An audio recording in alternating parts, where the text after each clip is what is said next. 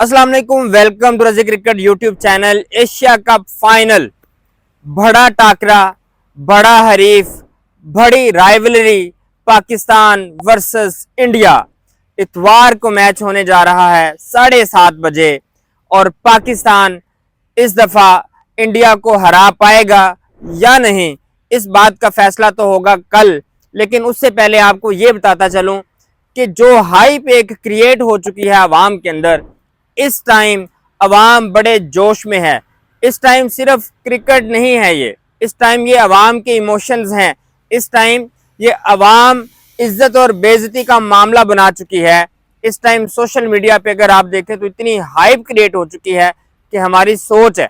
आप अंदाज़ा कर लें इस बात से कि मैच से कबल आईसीसी ने, जो इससे पहले मैच हुआ था पाकिस्तान और इंडिया का, और जो जेस्चर्स प्लेयर्स ने दिए थे, जो सूर्या कुमार यादव ने पॉलिटिकल स्टेटमेंट्स दी थी, उनकी बेस पे समाअत की, तो हारिस रऊफ, साहिबजादा फरहान और सूर्या कुमार यादव को रिची रिचर्डसन, जो कि मैच रेफरी हैं, उन्होंने बुलाया अपने ऑफिस में और उनसे पूछ-गछ की कि भाई बताएं, आपने ये जो 6-0 का इशारा किया था, ये इशारा है क्या था।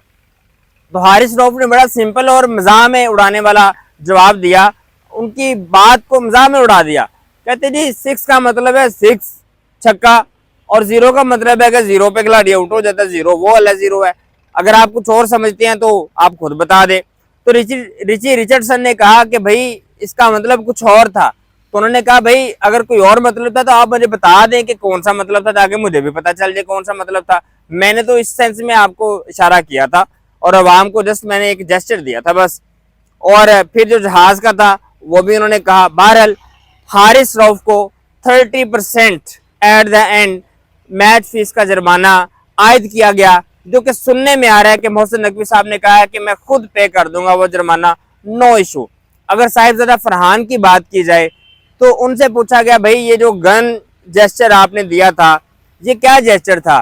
तो भाई उन्होंने सिंपल सा जवाब दिया कि भाई आप पास्ट में देखें विराट कोहली, आप पास्ट में देखें MS धोनी, जिसे आप अपनी हिस्ट्री का सबसे कामयाब तरीन कैप्टन मानते हैं, उन्होंने भी श्रीलंका के खिलाफ सेंचुरी करके ये जेस्चर दिया था। तो तब आप कहाँ थे?